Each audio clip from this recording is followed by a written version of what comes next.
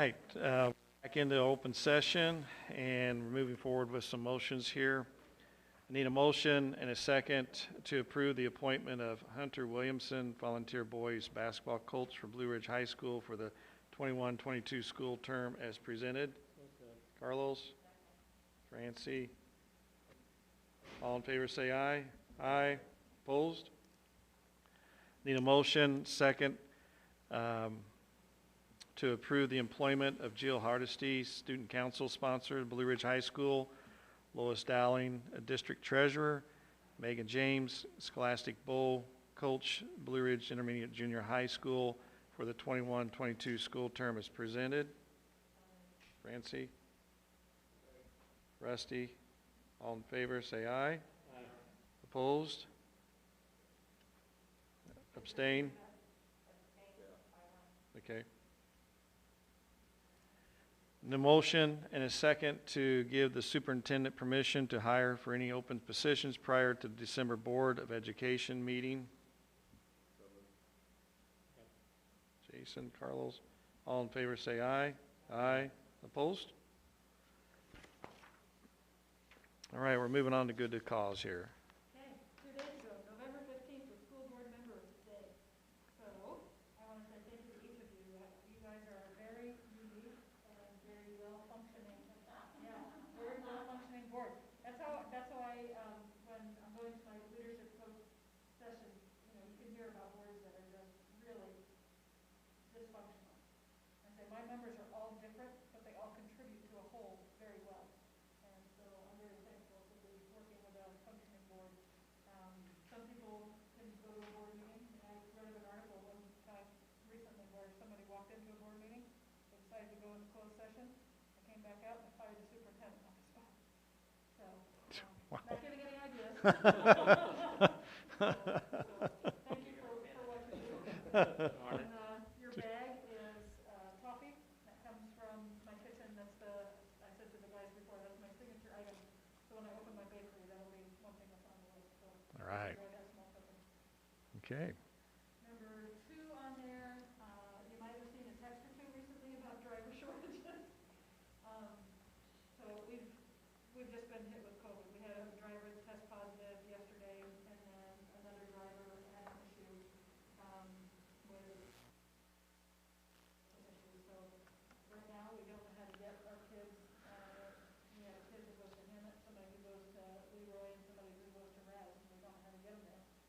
So Deborah was trying to get a sub to be able to do that route, and if we can't find something, my only thought was to provide mileage for parents to take them. So I'll confer with. We'll work on that plan. What I've asked Deborah to do, it's kind of a crazy idea, but I've asked her to start looking at a split schedule. It's really hard to change an intermediate junior high and a high school schedule because of all the athletics. They're already scheduled for them.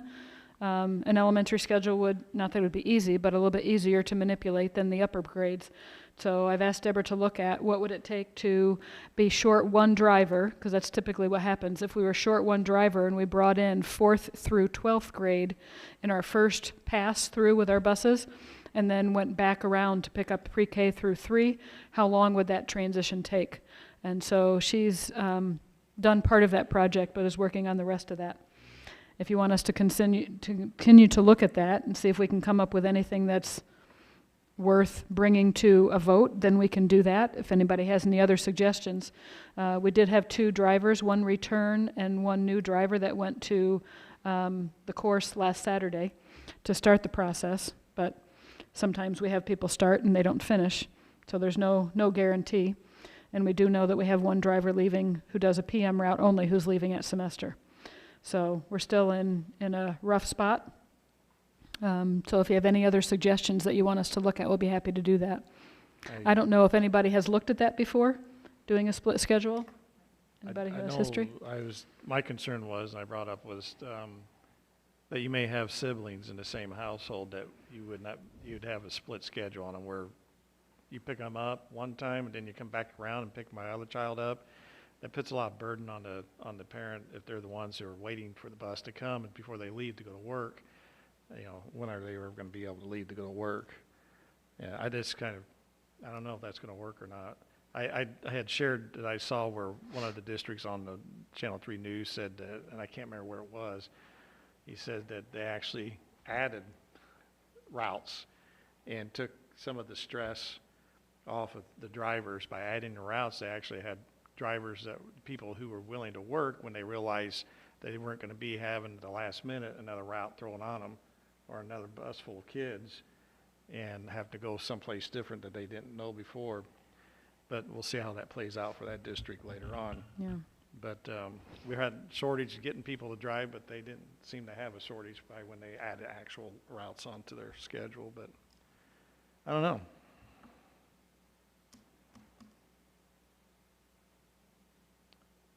I mean, it's worth to study it, but I don't know.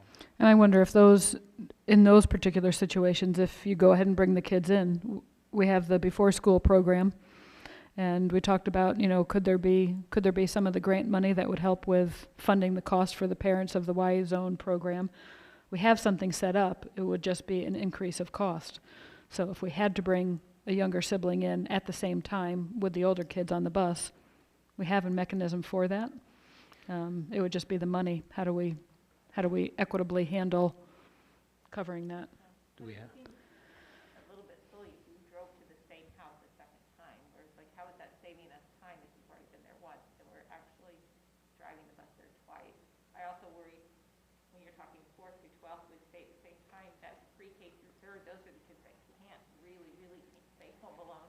And a lot of times I know for our district, I know for me when my kids were younger, it's my older kids that stayed with that younger one and helped her get on the bus so that I could leave for work, because for many parents, you have to be at work at 8 o'clock, and so some of them try to do a drop-off. I know at Bellflower, that's all I can truly speak on, their bus pickup this year is 7:30. I know a lot of parents were able to drop that before school daycare because they dropped them at the bus and then they head straight into Champaign or wherever for work, whereas if now suddenly their kids aren't picked up, there is that short period of time, what do they do with their kids? Yeah. There would definitely be some feedback coming from parents Oh, yeah. on a change like that. Yeah. And there's starting to be feedback, obviously, for all the messages that we send out, too, with your green's going to be picked up by pink and purple. So it's not a good situation, however you look at it. So we were trying to be proactive and think of what on earth could we possibly do. If we only had 4 drivers, the thought is, not that we want to go back to all the routes twice, but if we have 5 drivers now, but we realistically can only count on 4 drivers, then we need to know, we probably can't fill up those buses, enough to pick up everybody. So we're going through with one sweep to get the upper grades and then going back to get everybody else.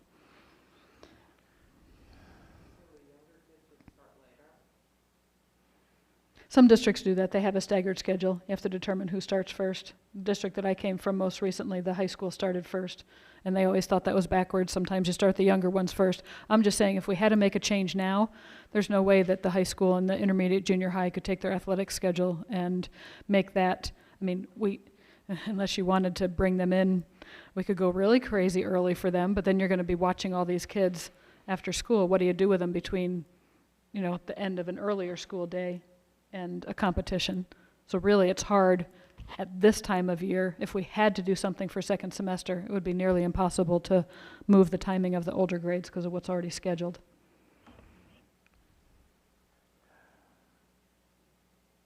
So I'm just throwing that out there for you to think about. If you have crazy ideas, come tell me.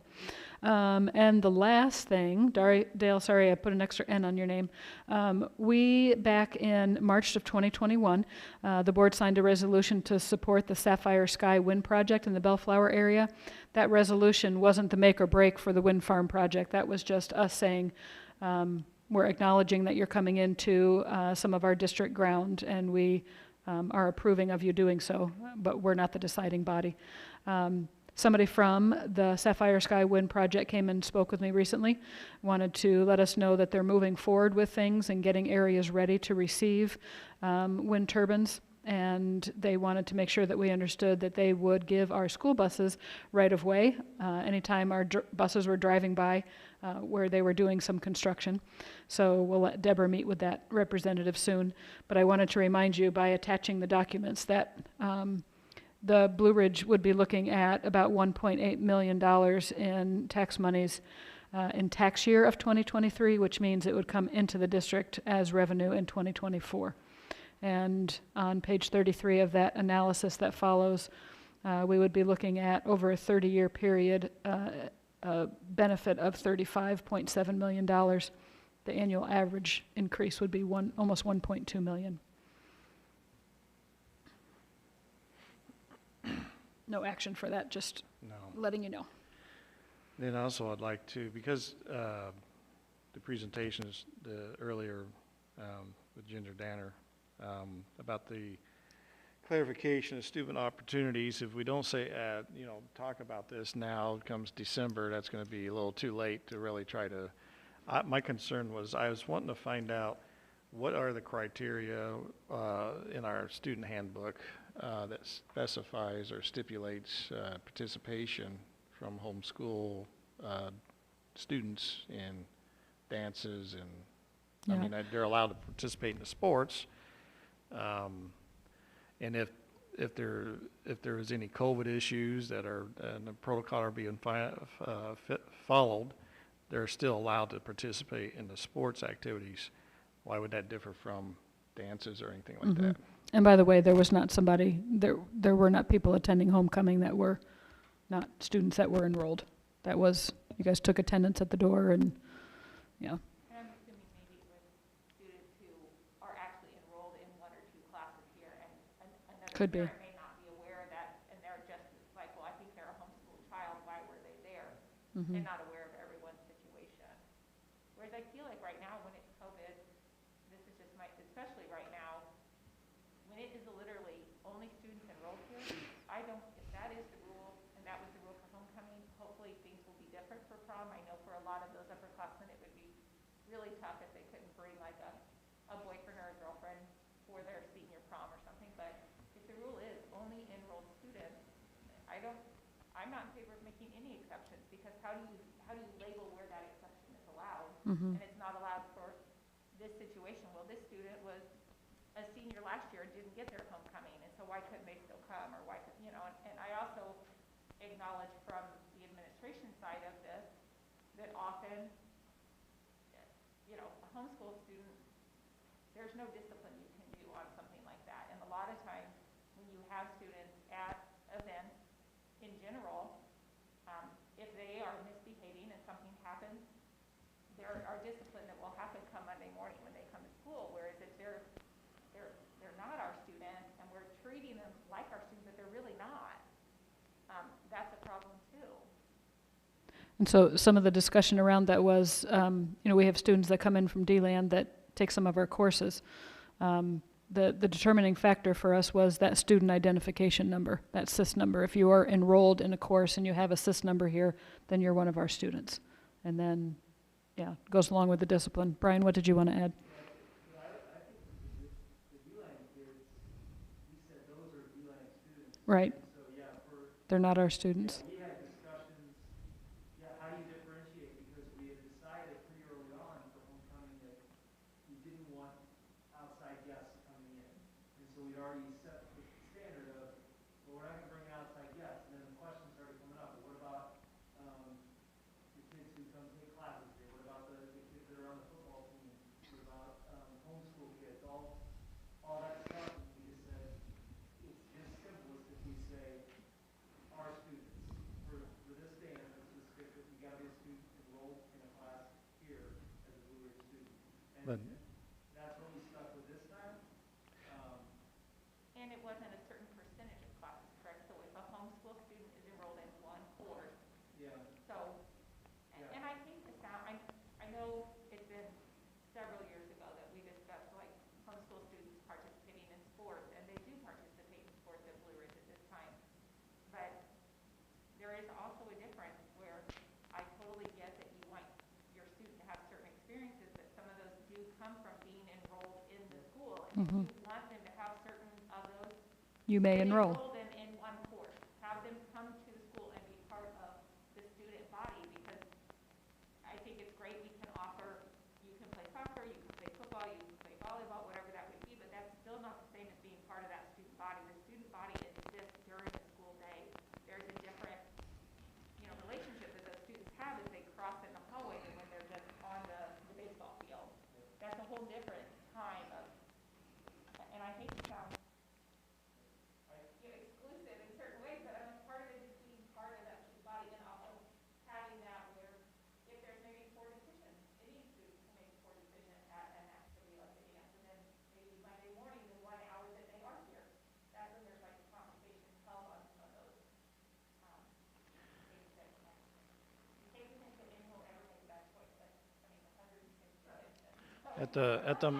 So to clarify, at the moment, homeschooled children are allowed to participate in sports without actually being involved in any class enrollment. That's correct? So I can see the frustration. Okay, so my child's okay to play the homecoming football game, but then he can't come to the homecoming dance.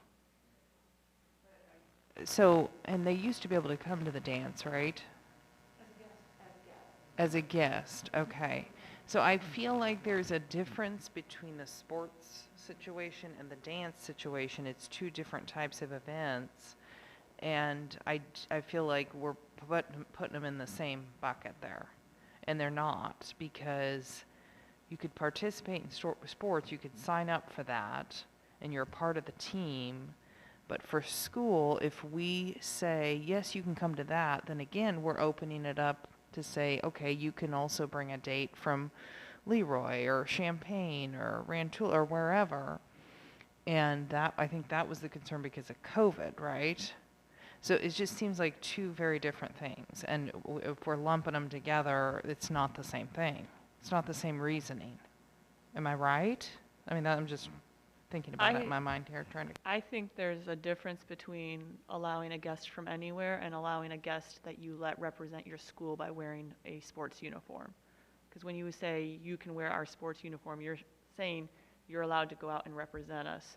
So therefore, you are a part of our school. Not a full part, you're a tiny little part, an athletic part.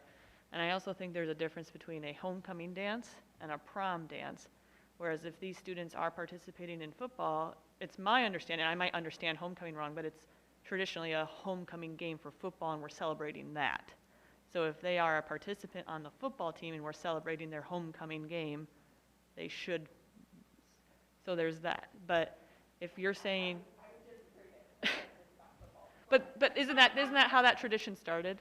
Homecoming's really, the tradition really is about your alumni, technically. Okay, coming back for the football game, correct? Encourage your alumni, Yeah. people that to come back and do that, or just to support all your sports that week. I feel like Blue Ridge for many years has done a really great job of advertising the different activities we have, not just football. Yeah.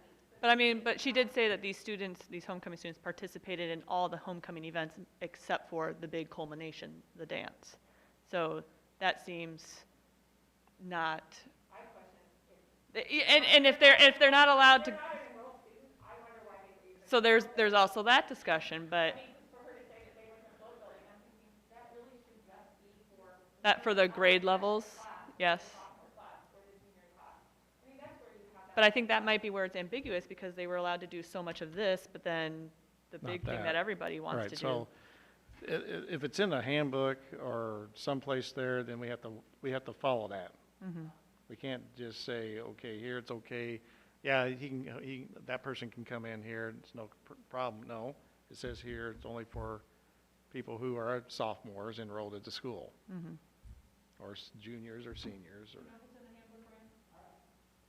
haven't looked at that in the handbook. I was gonna say about the boat building, that stuff all happened off campus at, But various weren't the school sponsors, the class sponsors there? there were no class sponsors. Really? You guys don't?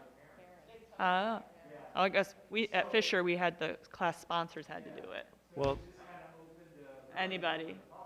So then that would probably lead to them being just, because, so there's just a lot of, we thought we were being super clear, but apparently we weren't clear enough.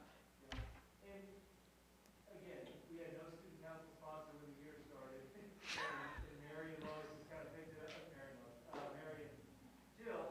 You weren't even here last year. And they picked it up and just ran with it, and the kids, I mean, we had some bumps, but Yeah, we tried to put out the best. yeah, oh yeah. And we had to make some tough decisions Mhm. in the best interest of what we felt like for our students. Yeah, And I know she wasn't happy about those decisions, but I don't know how we make exceptions for certain kids and not for. I keep hearing that, I don't know how we make certain, but I feel like if we're allowing people to go out and wear our sports uniform and represent us in our community and in other communities, they're not an exception, they are still a small part of the Blue Ridge school community. They're not part of the student body though. But we're letting them represent us. I understand that, but there is a difference. Mm-hmm.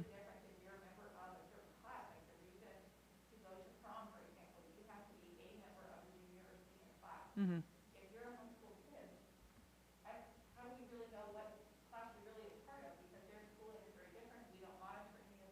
Mm-hmm. Mm-hmm. Mm-hmm.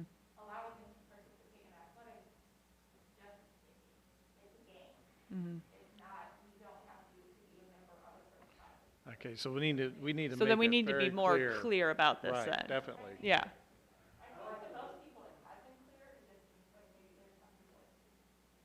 All right. Well, I think because in the past they were allowed and then they weren't, and I think maybe they thought that as a guest.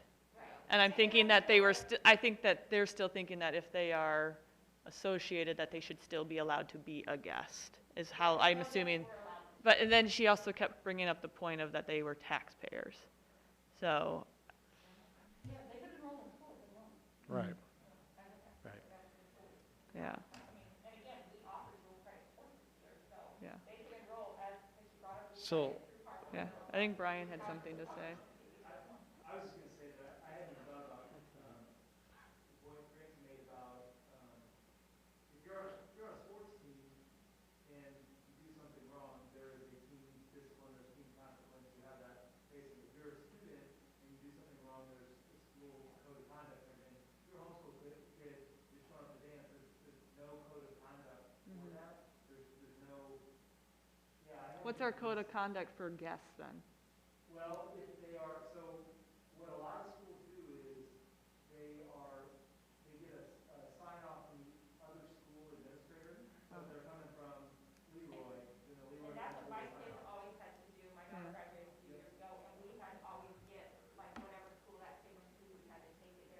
So do we get, like, if it's a homeschool kid, do we get their parents to sign off, or?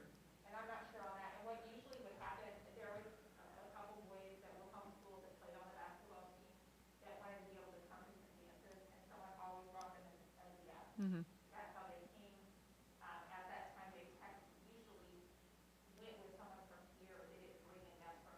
Mm-hmm.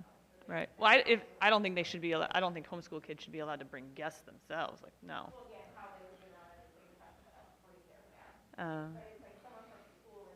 Like a sponsor?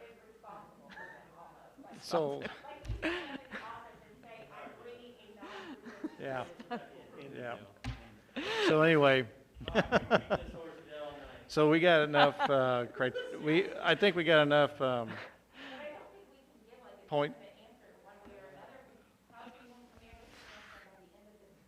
No, I think it's clear that when someone wants to participate in sports, they have to be it makes it very clear that that's where it is, that's where it ends. Mm-hmm. You don't have the privilege to be able to come into like a prom or something because that is for a class. Mm-hmm. Now, if you're enrolled in the school, that's a different story. If you're taking a couple courses or something, yeah. So I think that whenever someone, to me, if I was homeschooling and my child and I wanted him to participate in sports, if you just told me right up front, very clearly, that he is only coming here for being able to participate in the sports. Any other curricular activity with the classes or anything like that, if he's not invited as a guest, then he's not going to be able to come. Mm. I think if we're just clear with that, then that's the way it is. I think Yep. I think you'll find out if you go to other districts, we're going to be right in line with all the other districts as far as. I think we're nicer to homeschooling parents here. Yeah, I think so. Right, right, Yeah. right, Mm-hmm. right. Yep. All right. Hey, it is 9:13. I haven't even said anything yet. Yeah. We'd like a motion, True. a second to adjourn the meeting at 9:13. Better hope he's good looking or social. Yes. We're adjourning.